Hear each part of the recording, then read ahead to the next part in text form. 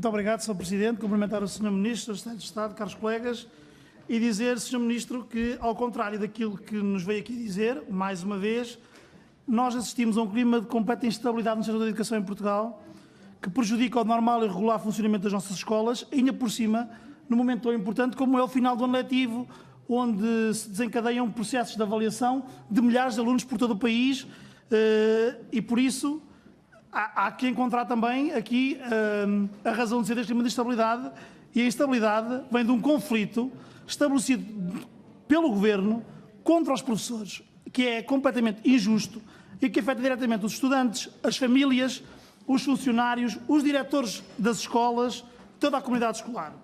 E é preciso recuar, em termos políticos, ao tempo da tutela da ex-ministra Maria Lourdes Rodrigues, para assistirmos a um descontentamento tão acentuado na educação.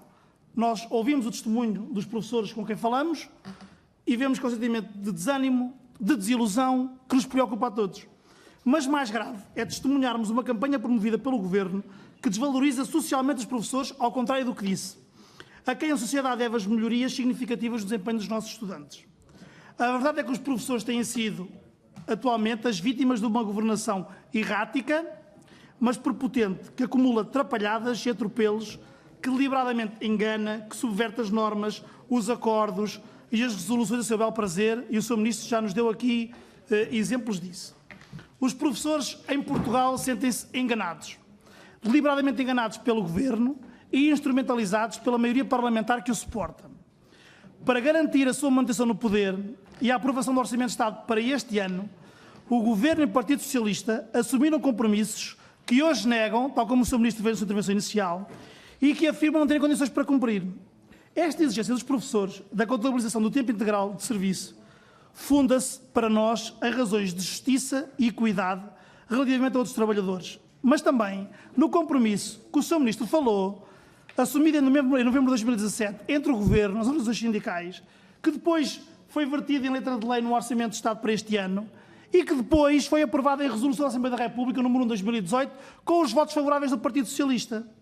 Mas, mais uma vez, o Governo, depois deste episódio, esbarrou agora de frente contra o muro da realidade e, infelizmente, para o país, o Governo que gosta de prometer, depois não gosta muito de cumprir aquilo com que se comprometeu, porque o Ministério da Educação, ao contrário, mais uma vez, do que o Sr. Ministro disse, e é que a informação que nós temos e que a sociedade civil tem, é que o Ministério da Educação adota uma posição de intransigência.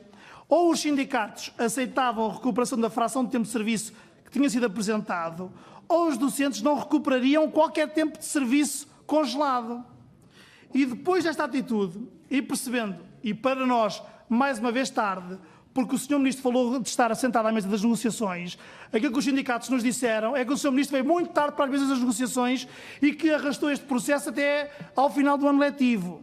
Mas a reação da classe docente, que se sente traída, levou o Governo, para a tentativa de desmobilizar a greve de várias semanas instalada, realizar uma reunião para diminuir os efeitos daquilo que é o clima de instabilidade que se verifica no setor da educação. Só que também esta reunião é um faz de conta.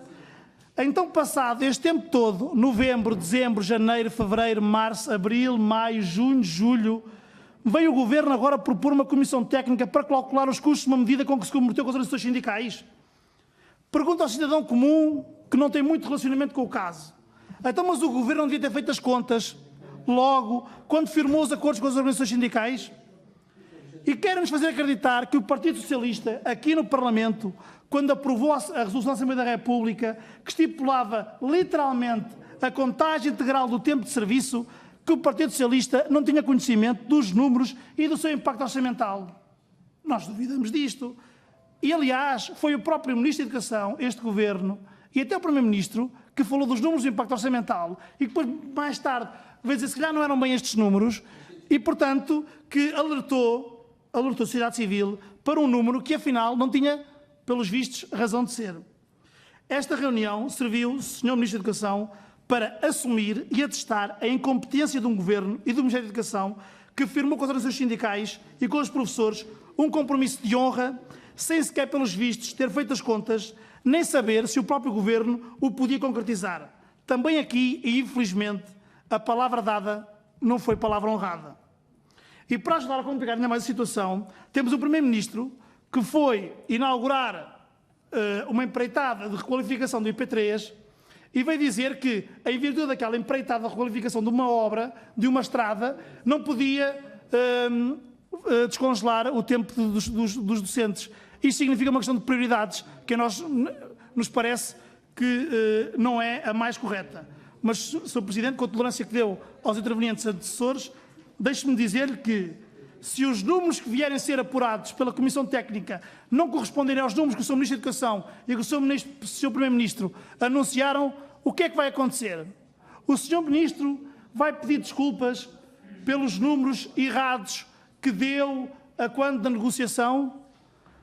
Qual é que é a solução que vamos encontrar para uma situação que se arrasta há muitos meses e que tem como principal filão combater uma imagem pública que devia ser de valorização da classe docente, de reconhecimento do papel que os professores deviam ter em Portugal. E por isso termino, Sr. Ministro, dizendo, para além da contagem integral do tempo de serviço, que é uma questão de justiça e de equidade, quais são as medidas que o Ministério da Educação vai implementar para valorizar a carreira docente em Portugal?